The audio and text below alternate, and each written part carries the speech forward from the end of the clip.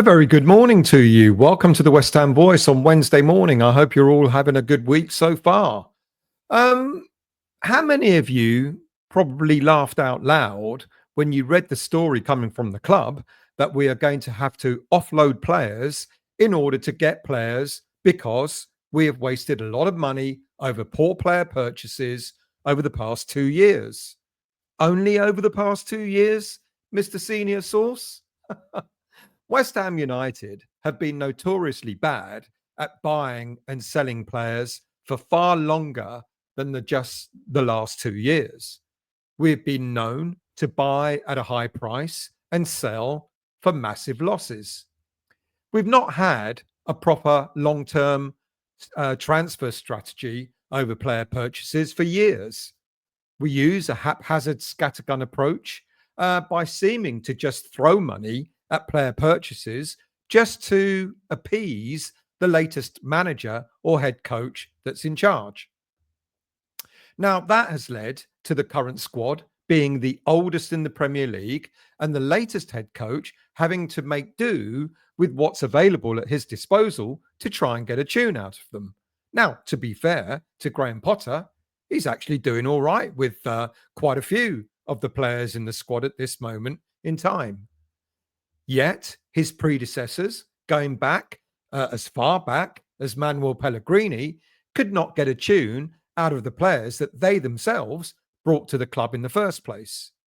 You see, each successive manager at West Ham have wanted players to fit their particular style of football. And when those managers leave, the next manager has a completely different idea, completely different philosophy, and goes about ripping up the squad that he's inherited in order to start all over again. So no wonder we have spent money, well, an absolute fortune. No, sorry. We have wasted an absolute fortune on players over the past few years.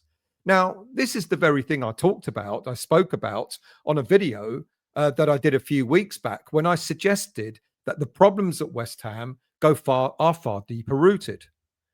And the reason why some fans look at clubs who seem to be better run, the likes of Brighton, Aston Villa, Bournemouth, now even Nottingham Forest, is because they seem to have cracked the approach in getting players that fit a particular mode, a particular style, no matter who they have as manager or head coach at the club.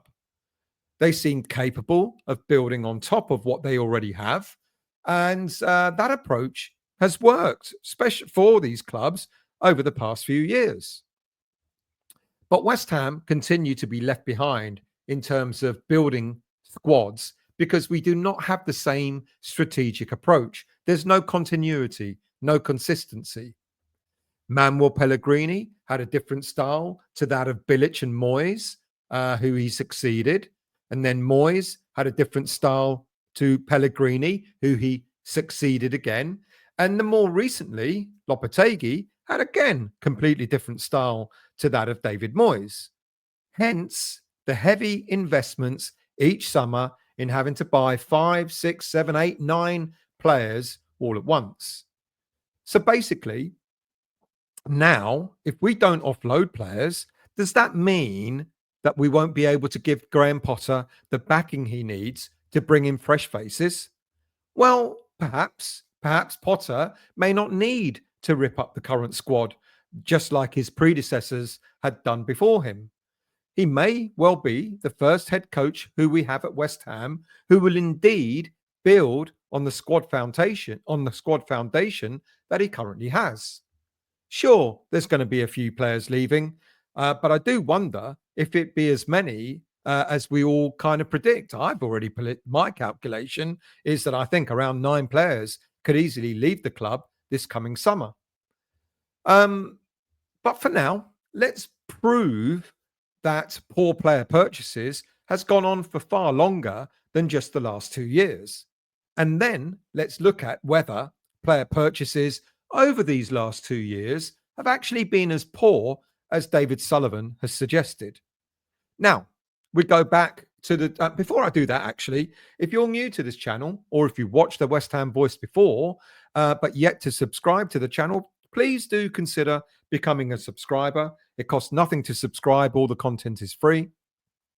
And if you enjoy the content, at the very least, please hit the like button when the video finishes. So let's go as far back as 2018, 2019, when we appointed Manuel Pellegrini at the club, who of course took over from David Moyes after his first spell at the club, who in turn took over from Slaven Bilic to save us from the drop. Now, why did we get Manuel Pellegrini in the first place? Well, let's be honest, it wasn't some kind of clever footballing strategy by the board. It was in response to the fact that the 2017-18 season had been riddled with fan protests, which led to marches and which culminated in pitch invasions during that notorious game at home against Burnley in that season. The club knee-jerked. They bowed to fan unrest and delivered us a Premier League title winner, no doubt. But the Pellegrini era didn't go as well as we all hoped. Now, rather than the club taking a critical look at itself and developing a proper footballing strategy, the board went with something that they thought would just appease the fans and keep them quiet, hence Pellegrini. Now, £100 million was spent in Pellegrini's first summer in the 2018-19 season. Well, I remember doing videos about that, lauding the fact that we spent £100 million in one summer window. And then on top of that, Pellegrini spent another 80 million the following summer. And between those two summers, we saw the arrivals of the likes of Felipe Anderson, Issa Diop, Sebastian Haller, all on big money signings. Now, not all players were a financial disaster in that time, because we also brought in the likes of Lucas Fabianski, Pablo Fornals, and Andrei Yarmolenko, whose goal against Chelsea during lockdown under Moyes was worth the transfer money alone in saving us from relegation in that season. But as far as big money players were concerned, we lost substantial amounts of money on when we sold players like Anderson and Haller. Then I would say that the 2020, 21 and the 21-22 transfer windows under Moyes were actually, on the whole, pretty decent. We spent a modest amount of money in today's world of around 60 million in the summer of 2020, plus a further 75 million in the summer of 2021. And we brought in the likes of Said Benrahma, Jared Bowen, Souček, Soufal. Craig Bowen was a little bit just before when, but it was the tail end of the 19-20 season. But anyway, we brought in the likes of Bowen, Benrahma, Souček, Soufal, Dawson, Zuma, Alphonse Areola. And I would say that of all these players, yes, Benrahma included, they all contributed towards West Ham's success in Europe and the Premier League. Now, perhaps the biggest failures in those seasons were the likes of Nikola Vlasic and Alex Král. But in the grand scheme of things, neither player price was that excessive. Well, in fact, Král was just on a season-long loan. But in the looming 2022-23 season, things started to go off the rails a little bit when David Moyes alluded to the fact that we were now in a completely different market when it came to player transfers. He stated quite clearly that we had to go for a very different caliber of player because we were now challenging higher up in the league and playing in Europe. Right or wrong decision? Well, let's take a look at the players that we brought in that summer. We spent, believe it or not, a whopping £170 million on players in the summer of 2022. The likes of Lucas Paquetá, Gianluca Scamacca, Naif Agurd, Maxwell Cornet, Emerson, Thilo Kehrer, Danny Ings, Flynn Downs, they all came in that summer transfer window.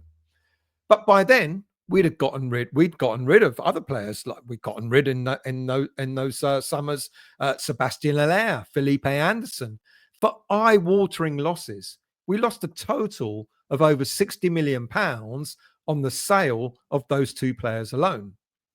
And let's not forget, once they left West Ham, They, of course, both went on to regain their form at their new clubs. But anyway, despite winning the Europa Conference League in that season, our league form started to suffer.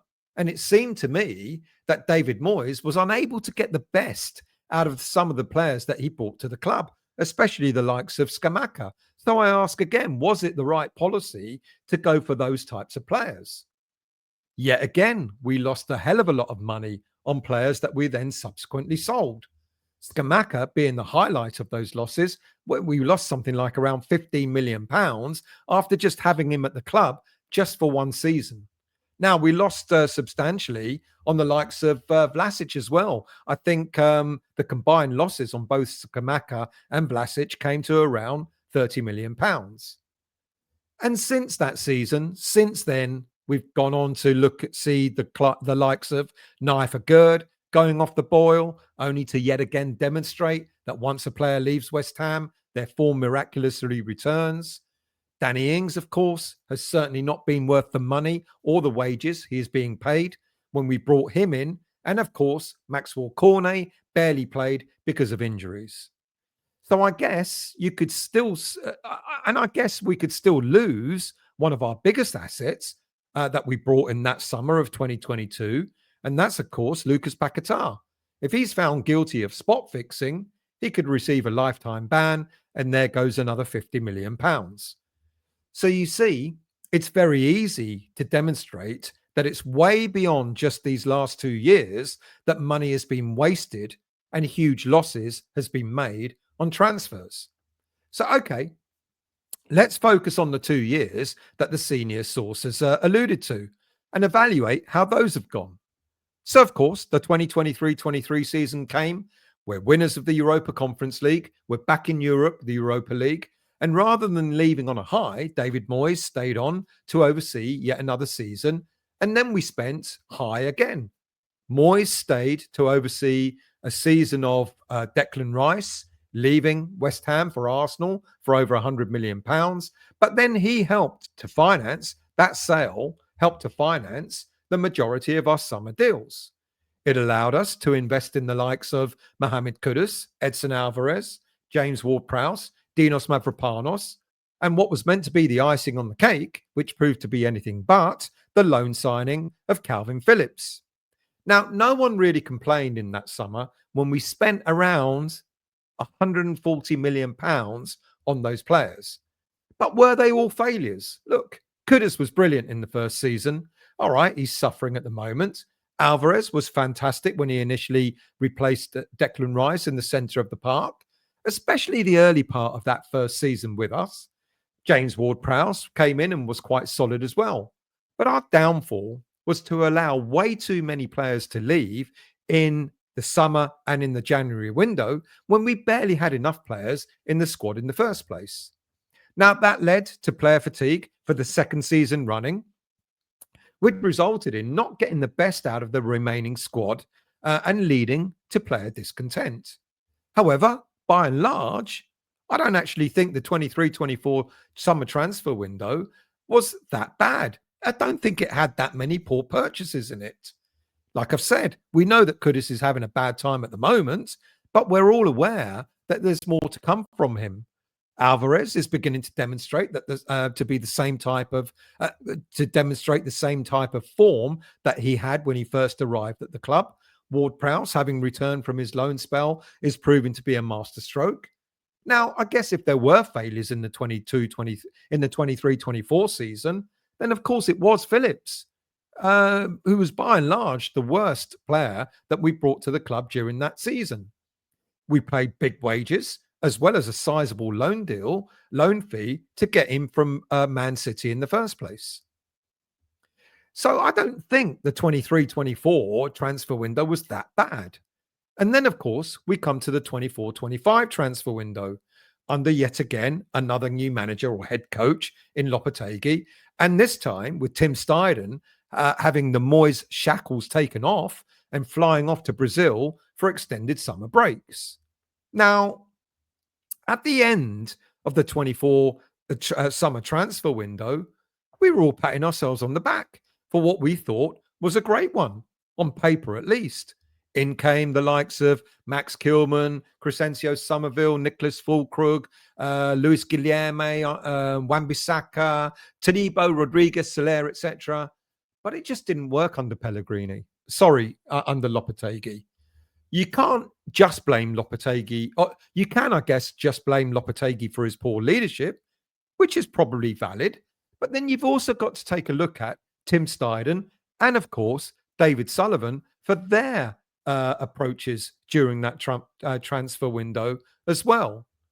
So when Sullivan says that the last 2 years were poor for transfers, does he take responsibility for messing it up as well? Look, the whole reason why we brought Tim Steidten to the club was to bring a new era on how we did our transfer business. We were meant to reduce the average age of the squad, but instead we somehow miraculously made us the oldest squad. We were the second oldest squad in the Premier League, but we succeeded in making us the oldest by the end of that summer transfer window last year. And in the end, with the mishmash of players that we brought in to the club, the transfer window has looked no different really to what we've experienced in the past. Older players, riddled with injuries, being given long-term contracts, mediocre players who don't necessarily fit or suit the Premier League, and so on. So it may be that yet again, we could lose more money on players that we brought in last summer. So yes, I would say last summer transfer window was probably not the best. But when you look at some of the players that we brought in, I think, is it that bad? Crescencio Somerville, for example, I know his injury has been unfortunate, but with age on his side, there's plenty of time for the young player to show his actual worth. So I don't know if that is actually a total waste. Yes, of course, Nicholas Fulkrug, we could have avoided buying him. His past injury record is well documented. And at the age he is, we should never have given him the long-term contract that we did. So we know that he will be the next in line to leave in the summer for a huge loss. And then we think about other ones. Is Guilherme a waste of money? He certainly is a conundrum, and we just don't know whether he will prove to be a success or not. Maybe he will stay at the club and be given more time under Potter to demonstrate his worth. And it's very evident that when the senior source stated that there have been too many poor purchases in the past 2 years, he's clearly laying the blame on Tim Steidten.